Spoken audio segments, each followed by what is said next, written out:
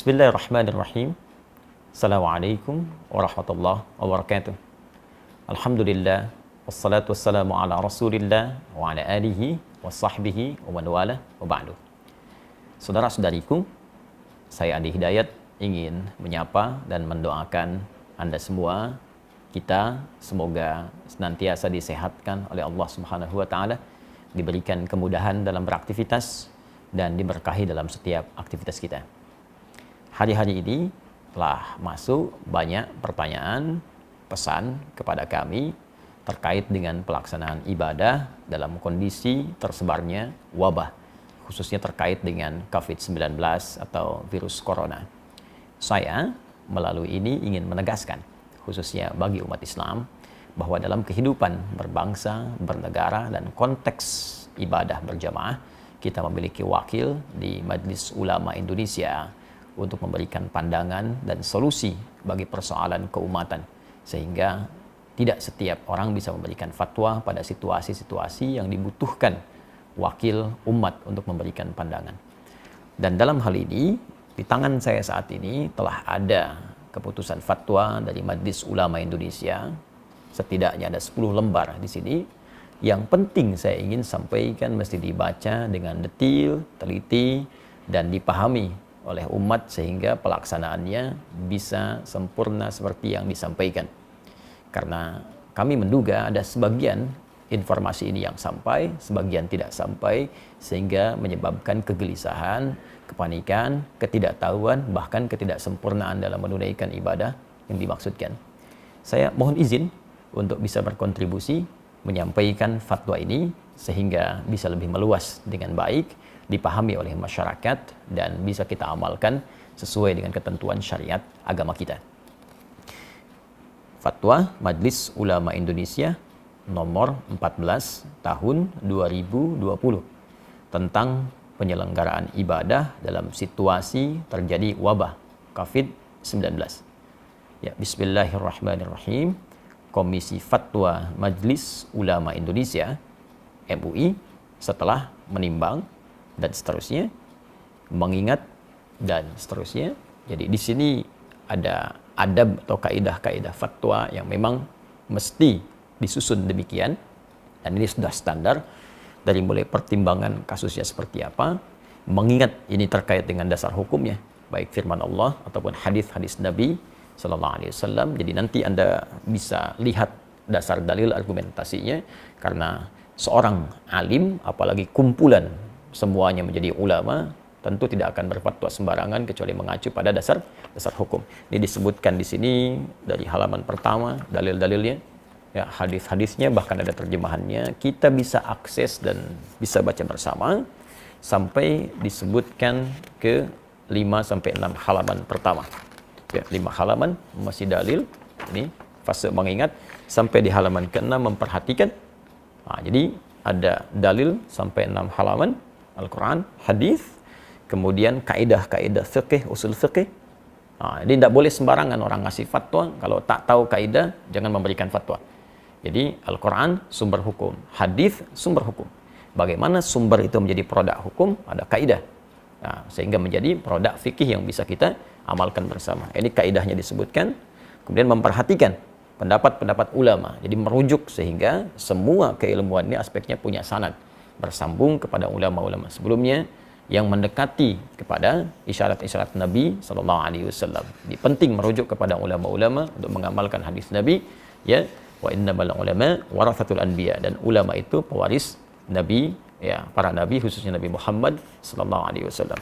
Jadi setelah kemudian memperhatikan pendapat para ulama sebelumnya, kasus-kasus yang terjadi sebelumnya, karena penanganan wabah kekinian itu tidak akan pernah terlepas dari situasi wabah di masa lalu yang pernah terjadi, dan bagaimana penanganan fikihnya, dari situ kemudian dirujuk sampai keluarlah di halaman ke-8 tentang fatwa hukumnya, menetapkan. Saya mohon izin untuk masuk ke dalam langsung fatwanya dan langsung membacakan sehingga kita mengetahui dengan baik. Memutuskan menetapkan fatwa tentang penyelenggaraan ibadah dalam situasi terjadi wabah COVID-19. Ini penting dibaca secara keseluruhan. Pertama, ketentuan umum. Ya, dalam fatwa ini yang dimaksud dengan COVID-19 adalah coronavirus disease, ya, penyakit menular yang disebabkan oleh coronavirus yang ditemukan pada tahun 2019. Jadi fatwa ini terkait dengan wabah virus corona atau COVID-19. Kedua, ketentuan hukum. Jadi tadi ketentuan umumnya untuk memberikan batasan bahwa fatwa ini dikeluarkan hanya terkait dengan masalah ini saja. Bagaimana ketentuan hukumnya? Tolong perhatikan dengan baik. Di sini ada 9 poin. Ingat betul. Jadi bukan 1-2 yang Anda cuplik lantas Anda sampaikan atau sebarkan atau di broadcast atau memberikan dasar kepada MUI, tapi sebagian saja yang dicuplik. Itu pun penting dipertimbangkan kembali. Saya bacakan satu-satu. Satu, setiap orang wajib melakukan ikhtiar, menjaga kesehatan, dan menjauhi setiap hal yang dapat menyebabkan terpapar penyakit, karena hal itu merupakan bagian dari menjaga tujuan pokok beragama atau ad-darurat al-khams, ya, ad-daruriyah al-khams. Ini bagian pertama. Jadi meminta kita semua berikhtiar, jaga kesehatan kita, jaga baik-baik kondisi kita. Kalau kita mengambil kepada bagian-bagian sebelum yang disampaikan, jelas sekali ada anjuran langsung dari Nabi, kalau sudah tahu wilayah yang terjangkit jangan masuk ke situ, dari wilayah itu jangan keluar. Ya, ini bagian dari menjaga kehidupan kita, dan nanti turunannya kita akan lihat seperti apa proses yang dimaksudkan. Ad-daruriyatul khams, jadi ada 5 aspek tujuan pokok syariat ya, yang harus kita jaga. Yang pokok pertama adalah hifdzun nafsi, menjaga jiwa. Jadi jangan sampai kita mencari harta, mencari kehidupan, ya, mencari segala hal yang menyenangkan, tapi lupa bahwa ada yang membahayakan dalam kehidupan kita. Saya tidak akan banyak menafsirkan, kita sudah pahami. Jadi kedua, ini yang paling penting, orang yang telah terpapar virus corona wajib menjaga dan mengisolasi diri agar tidak terjadi penularan kepada orang lain. Saya ulang, orang yang telah terpapar virus corona wajib menjaga dan mengisolasi diri agar tidak terjadi penularan kepada orang lain. Baginya, salat Jumat dapat diganti dengan salat zuhur, karena salat Jumat merupakan ibadah wajib yang melibatkan banyak orang, sehingga berpeluang terjadinya penularan virus secara massal. Baginya, haram melakukan aktivitas ibadah sunnah yang membuka peluang terjadinya penularan, seperti jamaah salat 5 waktu atau rawatib, salat tarawih, dan id di masjid atau tempat umum lainnya, serta menghadiri pengajian umum dan tabligh akbar. Jelas poin yang kedua. Jadi kalau memang sudah ada diketahui positif atau bahkan kemungkinan kuat suspek yang diduga sangat kuat terkait dengan corona, maka ini jelas ya, fatwanya sangat jelas, jangan melibatkan diri dalam proses pelaksanaan ibadah berjamaah, baik Jumat, salat fardu ditunaikan berjamaah di masjid, atau salat-salat sunnah yang ditunaikan dengan sifat berjamaah terbuka. Fatwa ini sangat jelas, mudah dipahami, landasan hukumnya kuat. Bahkan kalau boleh kita memberikan bandingan yang sangat ringan, dalam situasi badai saja, ada hujan lebat, dingin, ya, itu bahkan muadzin mengumandangkan azan dengan satu kalimat membolehkan masyarakat untuk sholat di rumah karena khawatir terkena badai ketika akan ke masjid. Maka bagaimana dengan kondisi orang tertular virus dan bisa menularkan pada orang lain? Atau bahkan dalam konteks lain, ya, orang yang safar saja, perjalanan jauh, dengan keadaan safarnya dia bisa mengganti Jumat dengan zuhur karena kesulitan menunaikannya. Maka bagaimana dengan orang terkena virus yang membahayakan pada dirinya dan bahkan membahayakan orang lain di sekitarnya? Ini sangat mudah dipahami dan tidak perlu banyak ditafsirkan.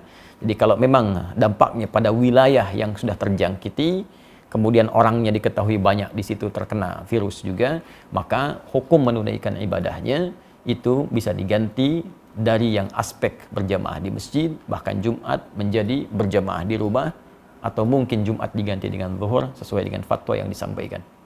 Tapi fatwanya belum selesai sampai di sini.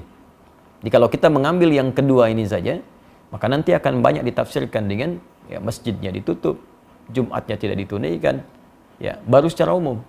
Sedangkan kondisi belum selesai disampaikan. Ya, fatwa nomor 3, orang yang sehat dan yang belum diketahui atau diyakini tidak terpapar COVID-19 harus memperhatikan hal-hal sebagai berikut. A. Dalam hal ia berada di suatu kawasan yang potensi penularannya tinggi atau sangat tinggi berdasarkan ketetapan pihak yang berwenang, maka ia boleh meninggalkan sholat Jumat dan menggantikannya dengan sholat zuhur di tempat kediaman, serta meninggalkan jamaah sholat 5 waktu atau rawatib, tarawih, dan id di masjid atau tempat umum lainnya. Jadi kalau poin 2 tadi khusus bagi yang terkena, maka yang poin ketiga A itu menunjuk kepada kita yang tidak terkena, tapi kita tinggal di wilayah yang diduga banyak terjangkit dan menyebar virus corona. Sehingga menjadikan kita khawatir kalau keluar itu bisa terdampak, terkena, dan bahkan berpotensi menularkan pada yang lain. Dan ini pun sangat dipahami. Jadi kalau Anda tinggal di wilayah-wilayah tertentu yang memang informasi dari pemerintah setempat menyampaikan ini sudah darurat, sudah bahaya, diketahui kemudian tersebar, maka hukum fatwa ini berlaku. Ya, dan jangan dipaksakan. Sholat di rumah, ya itu biasa saja. Jadi kalau kita tidak sholat di masjid, itu biasa. Ya, dalam kondisi seperti poin nomor 3A ini. Yang tidak boleh itu tidak sholat. Itu poin pentingnya. Jadi kalau memang di tempat kita ditemukan situasi, diketahui banyak terjangkit, jangan paksakan situasi datang ke masjid. Ya, bahkan boleh Jumatnya gugur dan diganti dengan zuhur. Dan pahalanya sama dengan ketika kita menunaikan di masjid. Ya, saya sampaikan hadis Nabi sallallahu alaihi wasallam, riwayat sahabat Abu Hurairah radhiyallahu taala anhu, Nabi pernah menyampaikan, "Idza maridul 'abdu aw safar kutiba lahu mithla ma kana 'alaihi muqiman sahihan." Kalau ada seorang yang sakit atau bahkan sedang perjalanan jauh, dia tidak bisa menunaikan ibadah rutin seperti biasanya, maka apa yang dia tunaikan pada saat itu dihukumi sama pahalanya dengan kebiasaan dia semula. Saat sehatnya, saat normalnya. Anda saat safar kemudian menunaikan yang sempurna jadi qasar, zuhur 4 jadi 2, sunnah tidak dikerjakan, padahal sebelumnya biasa Anda tunaikan. Maka kalaupun Anda kerjakan qasar, sunnah tidak dilakukan, tetap pahala dituliskan sempurna seperti kebiasaan Anda. Anda yang rajin ke masjid, kita yang biasa Jumatan, karena kondisi ini tidak memungkinkan ke masjid dan tidak kita tunaikan berjamaah di masjid, kita tunaikan di rumah untuk menjaga diri pada aspek yang sangat penting, maka pahalanya pun sama dengan Anda mendatangi tempat ibadah itu. Tapi kalau Anda memaksakan diri sampai tertular atau menularkan pada orang lain, maka bukan hanya berpeluang keliru, tapi berpeluang juga dosa di dalamnya. Fatwanya belum selesai. Pada poin B, dalam hal ia berada di suatu kawasan yang potensi penularannya rendah. Tolong disimak baik-baik. Dalam hal ia berada di suatu kawasan yang potensi penularannya rendah, berdasarkan ketetapan pihak yang berwenang, maka ia tetap wajib menjalankan kewajiban ibadah sebagaimana biasa dan wajib menjaga diri agar tidak terpapar COVID-19 seperti tidak kontak fisik langsung, bersalaman, berpelukan, cium tangan, kemudian membawa sejadah sendiri dan sering membasuh tangan dengan sabun. Nah, ini penting dibacakan bagian kedua ini supaya kita mengetahui ya, bahwa fatwanya belum selesai.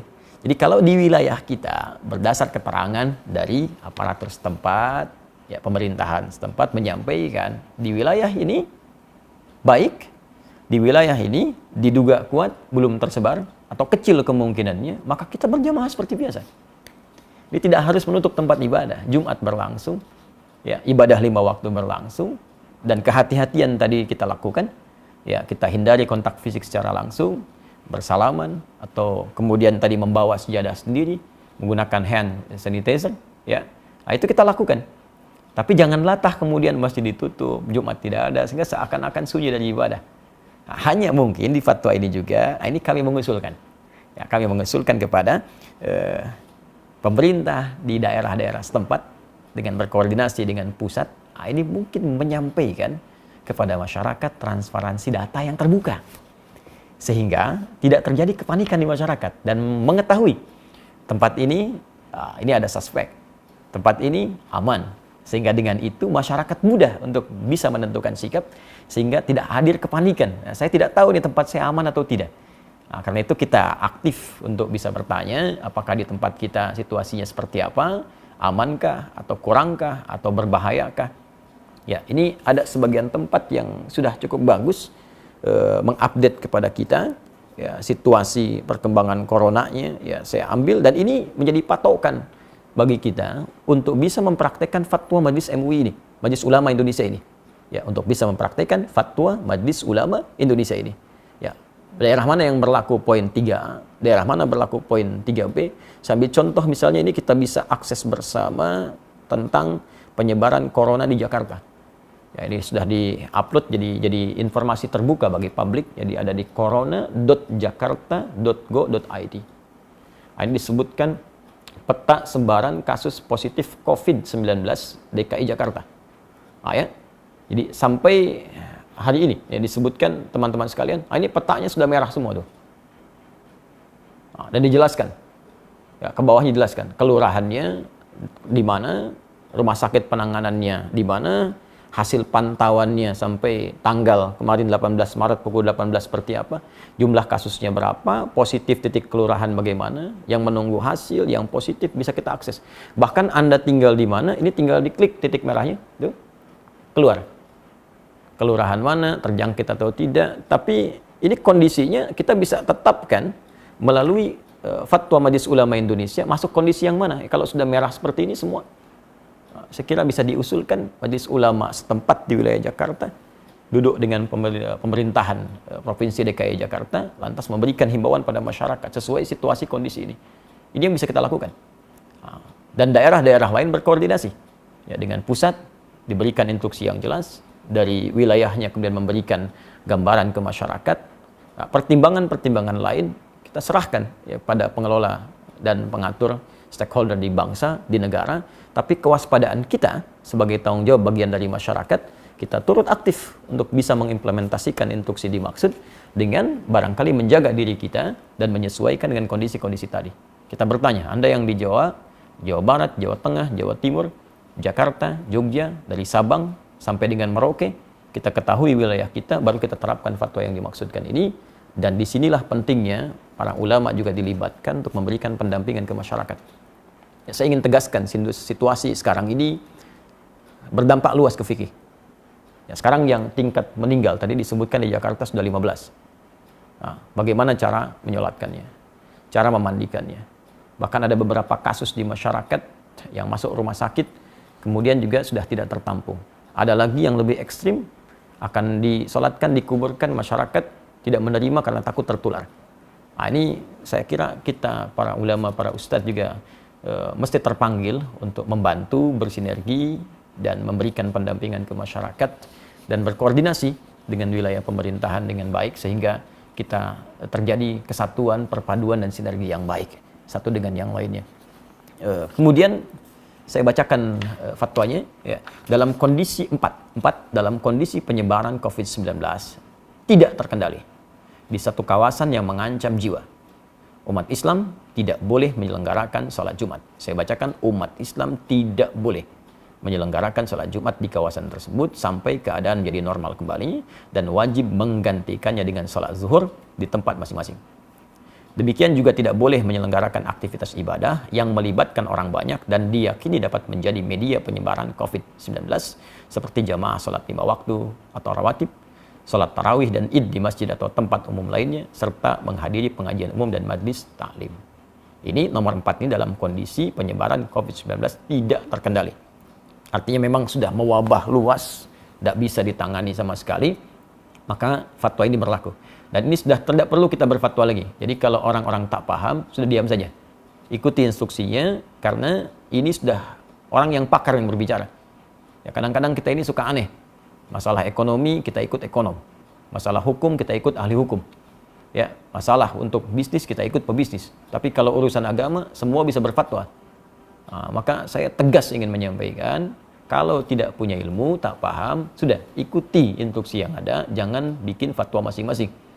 Nah, jangan sampai Anda bisa mengatakan misalnya, mohon maaf, ini kan bagian dari ibadah itu wajib kalau wafat sedang dalam keadaan sholat. Wafat itu tidak ada kaitan dengan virus atau yang lain. Kalau sudah tiba ajal ya wafat. Tapi ketentuan syariat mesti kita ikuti. Nabi saja meminta kita untuk menjaga diri. Anda bukan Nabi, bukan Rasul, menganjurkan sesuatu yang bertentangan. Maka itu sangat hal yang tidak diharapkan. Mohon izin saya meneruskan. 5, dalam kondisi penyebaran COVID-19 terkendali. Nah, ini, tolong catat juga ini.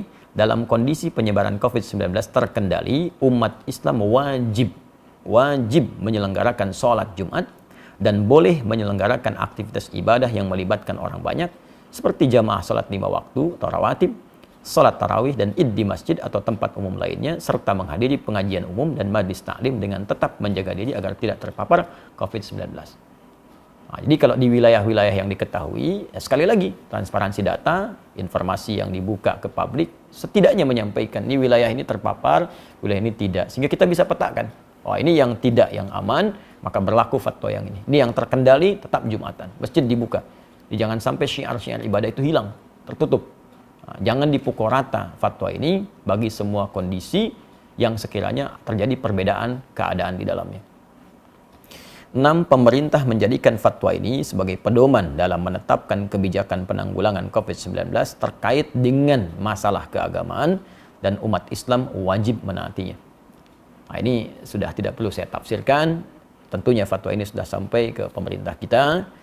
Negara kemudian bisa mengambil tindakan dan kita mengikuti sesuai dengan arahan fatwa MUI yang dimaksudkan. 7. Pengurusan jenazah. Ya, tajhiz al-janaiz yang terpapar COVID-19, terutama dalam memandikan dan mengafani, harus dilakukan sesuai protokol medis dan dilakukan oleh pihak yang berwenang dengan tetap memperhatikan ketentuan syariat, sedangkan untuk mensalatkan dan menguburkannya dilakukan sebagaimana biasa dengan tetap menjaga agar tidak terpapar COVID-19. Saya kira ini sangat jelas, ya, dan ini perlu berkonsultasi juga. Ada ulamanya, ada bagian medisnya, dan dijelaskan bagaimana saat menyolatkan tidak tertular, saat memandikan tidak tertular, sehingga dengan itu tidak terjadi kepanikan. Dan saat seorang pun dengan izin Allah sesuai ajal meninggal misalnya karena terpapar virus ini, dan kita doakan semoga Allah menerima segala amal baik, menjadikan rahmat, ya, menjadikan syahid sesuai janji Nabi Sallallahu Alaihi Wasallam. Nah, tapi yang paling penting adalah dengan jelas semua itu tidak ada kepanikan dan kita mengerti apa yang harus kita lakukan. Ya. 8. Tindakan yang menimbulkan kepanikan dan atau menyebabkan kerugian publik seperti memborong dan atau menimbun bahan kebutuhan pokok serta masker dan menyebarkan informasi hoax terkait COVID-19 hukumnya haram. Hukumnya haram, termasuk Anda pun yang menyebarkan informasi fatwa yang sembarangan, ya, yang bahkan tidak terkait dengan kondisi yang dihadapi, itu bisa salah juga.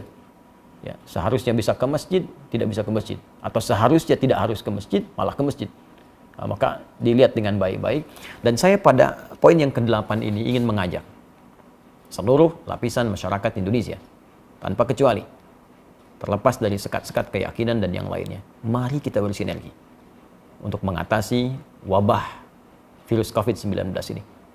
Ya, Anda yang diberikan keluasan oleh Allah Subhanahu wa Ta'ala dari segi harta, atau bahkan bisnis Anda terkait erat dengan kebutuhan masyarakat saat ini buktikan.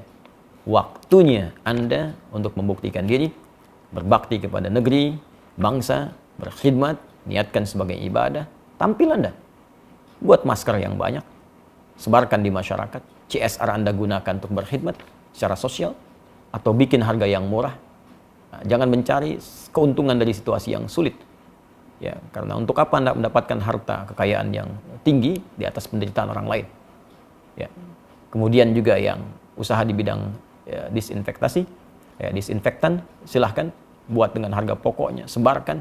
Kalau perlu kita bikin bilik-bilik kemudian di sosial di masyarakat sehingga orang bisa diberikan disinfektan, ya, dengan cukup baik, menemukan hand sanitizer di berbagai tempat sehingga kita bisa tekan sesuai dengan kemampuan kita. Apa yang bisa kita kerjakan, passion yang kita dapati, kita bersinergi. Dan ini bukan saatnya untuk kita saling mencari peluang, ya, mencela, menjatuhkan. Ya, negeri kita perlu persatuan untuk mengatasi wabah ini. Kalau kita memang ingin terbebas, ya, kecuali kalau orang-orang punya kepentingan-kepentingan lain, ya, tentunya Allah akan memberikan jalan keluar kepada kita dengan cara yang paling baik. Terakhir, 9.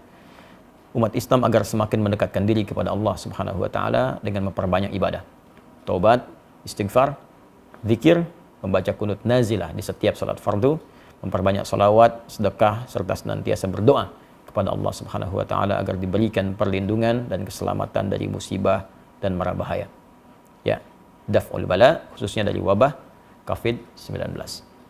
Inilah 9 poin yang disampaikan, dan bagian terakhir khususnya bagi kita umat Islam sangat penting kita lakukan. Karena semua solusi akan kembali kepada Allah Subhanahu wa taala. Al-Quran surah kedua Al-Baqarah ayat 156. Alladzina idza asabatuhum musibah qalu inna lillahi wa inna ilaihi rajiun. Orang-orang hebat itu, orang-orang sabar, orang-orang terbaik itu ketika diuji dengan musibah apapun, maka ia kembali kepada Allah untuk meminta solusi. Kita tingkatkan ibadah, amalkan doa-doa yang disebutkan dalam Al-Quran, amalkan doa-doa yang disampaikan oleh Nabi, dan indahnya dalam Islam, bahkan kita sudah mendapatkan tuntunan lengkap dalam kehidupan, bahkan terkait hal yang belum kita alami di masa-masa selanjutnya. 15 abad yang lalu, Nabi sudah menginfokan akan datang wabah.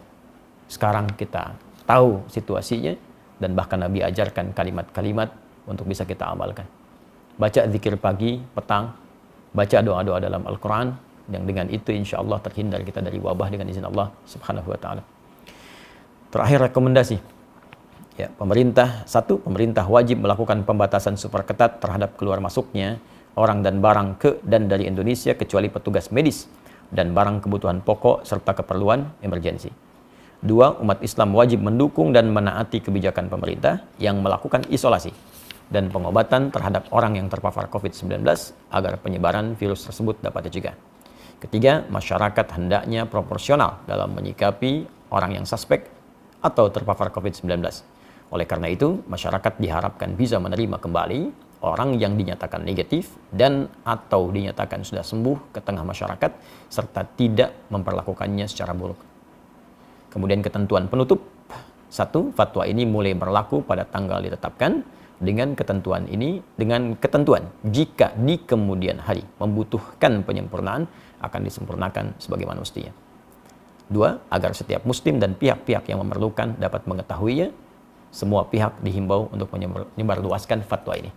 Dan apa yang saya sampaikan ini menaati, mengikuti himbauan khususnya di poin yang keempat ketentuan penutup, berkontribusi dalam menyebarluaskan fatwa ini sehingga diketahui oleh masyarakat dan bisa kita taati dan jalankan khususnya bagi umat Islam di seluruh wilayah Indonesia yang kita cintai ini. Ditetapkan di Jakarta pada tanggal 21 Rajab 1441 Hijrah, 16 Maret 2020. Majelis Ulama Indonesia Komisi Fatwa, Ketua Profesor Dr. Hasanuddin AF, Sekretaris Dr. Haji Muhammad Asrul Ni'am Saleh MA. Mengetahui Dewan Pimpinan Majelis Ulama Indonesia, Wakil Ketua Umum ditandatangani Kiai Haji Muhyiddin Junaidi MA, Sekretaris Jenderal Dr. Haji Anwar Abbas MM AG. Dan insya Allah kami mengetahui semua orang-orang ini yang menandatangan seluruhnya kafabel, ulama-ulama yang insya Allah dibimbing oleh Allah Subhanahu wa ta'ala dalam kebaikan. Karena itu dengan hadirnya fatwa ini, maka silahkan kita sikapi dengan baik. Saya berharap juga kepada kolega dari kawan-kawan, termasuk khususnya di umat Islam, Ustadz, para ulama-ulama di daerah ikut menyebarluaskan ini dengan proporsional, dengan detil, sesuai dengan keadaan daerahnya, sehingga menjadi sikap bagi masyarakat untuk bisa menunaikan ibadah. Dan saya juga menghimbau kepada pemuka-pemuka di agama lain, saudara-saudariku sebangsa dan setanah air, ya, agar sama-sama kita bersinergi menyampaikan kepada umatnya, menyampaikan kepada masyarakat juga di bawah binaan dan bimbingannya, agar senantiasa bisa menjaga diri, kesehatan sesuai dengan instruksi yang kita dapati dan bisa menyatukan kita dalam suasana kebangsaan yang utuh, baik, dan semoga Allah membebaskan kita dari wabah COVID-19 ini dan memberikan hikmah-hikmah terbaik kepada kita. Dalam situasi yang sulit akan tampil orang-orang yang hebat, orang-orang yang jelas cintanya kepada bangsa, kepada negara dengan memberikan kontribusi-kontribusi yang positif. Tapi di saat ini pun akan tampak orang-orang yang memang tak peduli, orang-orang yang hanya menumpang kehidupan yang mungkin tidak kita saksikan dalam kehidupan kita. Tapi di atas semua ini, persatuan lebih penting dengan menghindari segala hal yang bisa merusak tatanan kebangsaan kita. Adi Hidayat untuk semuanya. Assalamualaikum warahmatullahi wabarakatuh.